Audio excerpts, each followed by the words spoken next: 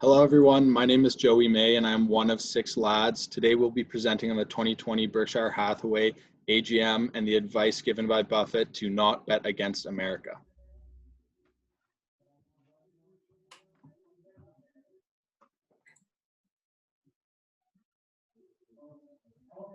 President Calvin Coolidge once said, "After all, the chief business of American people is business." In this presentation, we will briefly outline the 2020 Berkshire Hathaway AGM, as well as how history is used as a mode of persuasion, our interpretation on Buffett's claims, and finally, a conclusion.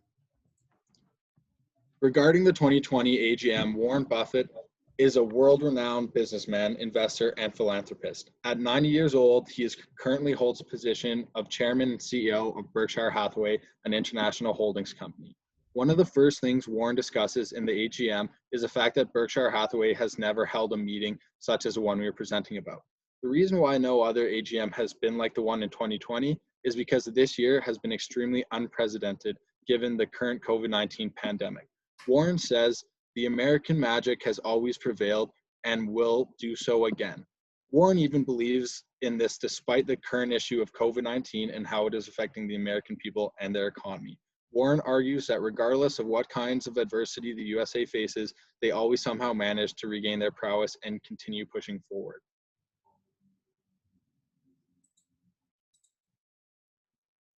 So Warren Buffett's main claim is don't bet against America. So a lot of his time in this presentation is talking about the history of America from its conception in 1776 to modern day. And he uses this history as evidence to support his claim. So how does he do this? The first way he does this is triumph hardships. He talks about overzealous and inflated markets in the roaring 20s that led to the Great Depression and how this made the Dow Jones fall by 12% and unemployment rise to 24.9%. Similarly, he talks about the 2008 economic crisis, where again, fall in the Dow Jones and several major banks going bankrupt. And the reason he brings up these triumph hardships is to show that America has gone through hardships in the past and now is no different. He then talked the PEST model, or he basically analyzes history through the lens of the PEST analysis tool.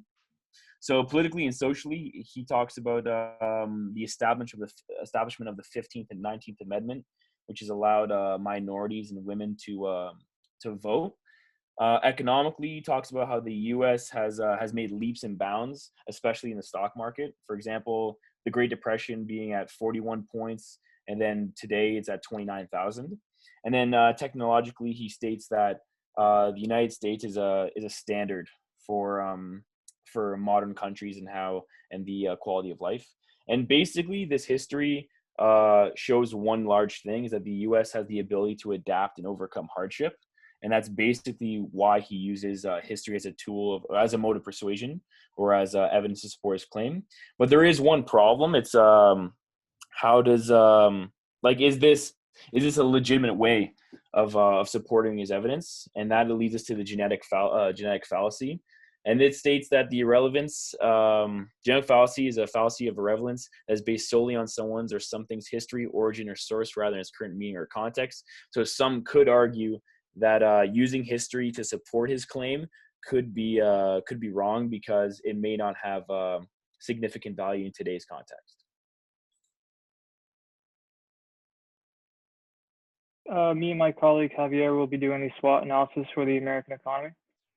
There are many factors which contribute to the strength of the American economy and the country as a whole. The primary reason the United States has the largest and most successful economy in the world is because of the capitalist free trade system in which it operates.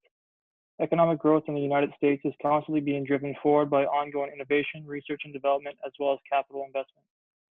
Additionally, being a member of NATO and having a permanent seat in the UN gives the United States support from aligned countries and as well as the ability to protect its interests using the veto power.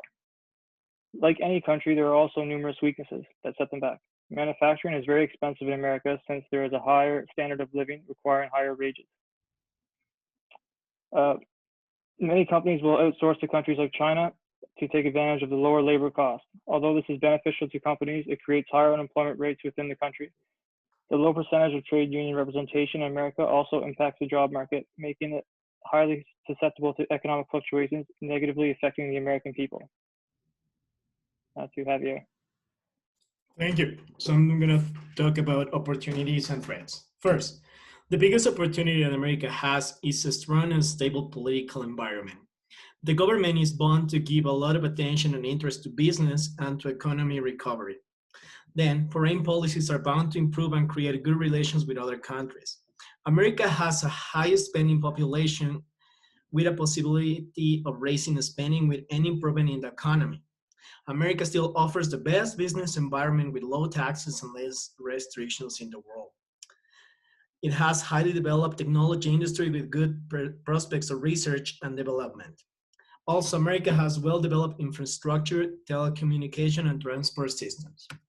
For threats, there is always a remote possibility of terrorist attacks. Conflicts in other countries that America has interest in might escalate. For example, the conflicts in Iraq or Afghanistan. Another threat is the government might introduce regulations in the markets to deal with financial crisis. The current depression in America will affect other major economies in the world. And to finish, America has deficiency in energy supply and it may increase with that deficiency. Thank you.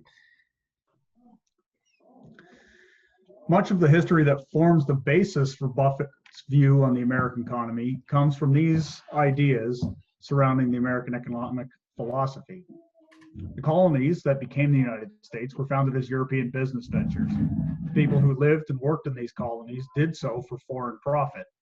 This, of course, led to their desire to separate, and thus the Declaration of Independence, along with the Constitution, gave a lot of power to the states as their own governing body, and thus keeping government small so as not to interfere with the freedom of its people. The Louisiana Purchase, as referenced by Buffett, expanded U.S. territory immensely, giving it access to vast natural resources. Over the first half of the 19th century, the U.S. population increased from 5 million to 23 million, mostly through immigration, driving the desire to move westward. The Monroe Doctrine asserted that the world European powers should not attempt to continue interfering in Western hemispheric affairs, and any such intervention would be considered an act of war. Manifest destiny became a popular sentiment following the Monroe Doctrine for Americans seeking a new life on the frontier. Access to those vast resources held there would allow many to make their fortunes.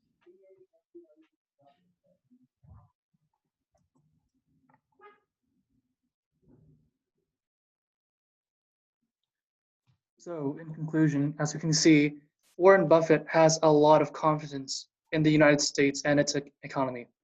He utilized historical examples and decades of his own experience to make informed decisions on the stock market. By sharing personal anecdotes and reminding the viewer of previous American economic triumphs throughout history, he convinces the audience to have an optimistic outlook regarding the health of America's economy, despite the current 2020 pandemic. Ultimately, Mr. Buffett's claim is simple: do not bet against America and be careful how you bet.